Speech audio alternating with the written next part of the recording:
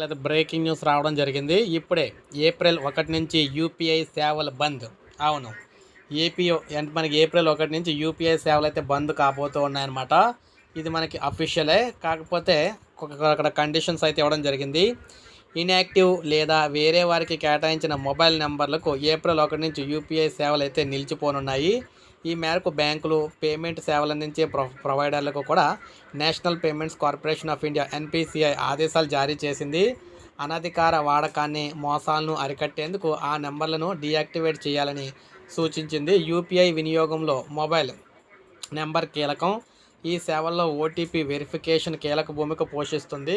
అందుకే ఎన్పిసిఐ నిర్ణయం తీసుకుంది. ఎక్కువ కాలం పాటు వినియోగంలో లేని మొబైల్ నెంబర్లకు టెలికాం కంపెనీలు వేరొకరికి అయితే కేటాయిస్తూ ఉంటాయి. దీంతో దీర్ఘకాలం పాటు మనం వాడే నెంబర్లు వేరొకరికి చేరుతూ ఉంటాయన్నమాట. దాంతో యూపీఐ ఖాతాలు కూడా వారి చేతిలోకి వెళ్ళే అవకాశం అయితే ఉంది. దీనివల్ల అనధికార, మోసపూరిత లావాదేవీలు జరిగే అవకాశం కూడా ఉందన్నమాట. వీటిని నివారించేందుకు ఎన్పిసిఐ ఆదేశాల మేరకు గూగుల్ పే, ఫోన్పే, పేటీఎం వంటి యాప్స్తో పాటు బ్యాంకులు అక్కడ ఇన్యాక్టివ్ నెంబర్లను అయితే తొలగిస్తూ ఉన్నాయన్నమాట. అసలు ఏం చేస్తారంటే ఇన్యాక్టివ్లో ఉన్న ఇతరులకు అసైన్ చేసిన, డీయాక్టివ్ చేసిన మొబైల్ నెంబర్లు బ్యాంకులు, పేమెంట్ ప్రొవైడర్లు తొలగిస్తాయన్నమాట. ఒకవేళ అందులో మీ నెంబర్ ఉంటే యూపీఐ సర్వీసులను అయితే నిలిపివేస్తున్నట్లు నోటిఫికేషన్ అయితే పంపిస్తాయి.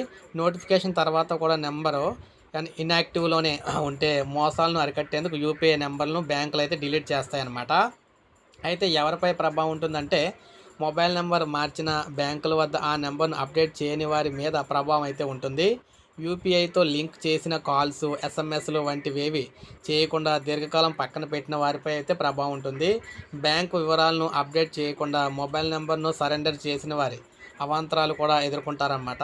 పాత నెంబర్ను వేరొకరికి అసైన్ చేసిన సందర్భాల్లో పాత నెంబర్ హోల్డర్లపై ఈ ప్రభావం అయితే ఉంటుంది. ఇక యూపీఐని యాక్టివ్గా చేసుకోవాలంటే మీ నెంబర్ యాక్టివ్గా ఉందో లేదో చెక్ చేసుకోండి. కాల్స్, మెసేజ్లు వెళ్తున్నాయో లేదో కూడా చూసుకోండి. బ్యాంక్ నుంచి ఓటీపీలు, ఎస్ఎంఎస్లు, అలర్ట్లు వస్తున్నాయో లేదో చెక్ చేసుకోండి. బ్యాంకుల వద్ద మీ మొబైల్ నెంబర్ను అప్డేట్గా ఉండేలా చూసుకోండి. నెట్ బ్యాంకింగ్ లేదా బ్యాంక్ బ్రాంచ్కు వెళ్ళి ఈ ప్రక్రియ అయితే పూర్తి చేసుకోవచ్చు. సో చూశారు కదా, ఈ విధంగా మనం చూసుకున్నట్లయితే యూపీఐకి సంబంధించి ఏప్రిల్ 1 నుంచి ఇలా ఎవరైతే ఉండవో అన్నీ కూడా వారికైతే సేవలు అయితే యూపీఐ అయితే బంద్ అయితే అవుతుందన్నమాట. వారికైతే యూపీఐ సేవలు అయితే బంద్ అయితే చేస్తున్నారు. సో ఇది మనకి అఫీషియల్ అప్డేటు. ప్రతి ఒక్కరు ఒక లైక్ చేయండి, సబ్స్క్రైబ్ చేసుకోవద్దు, మన ఛానల్ సబ్స్క్రైబ్ చేసుకొని ఫాలో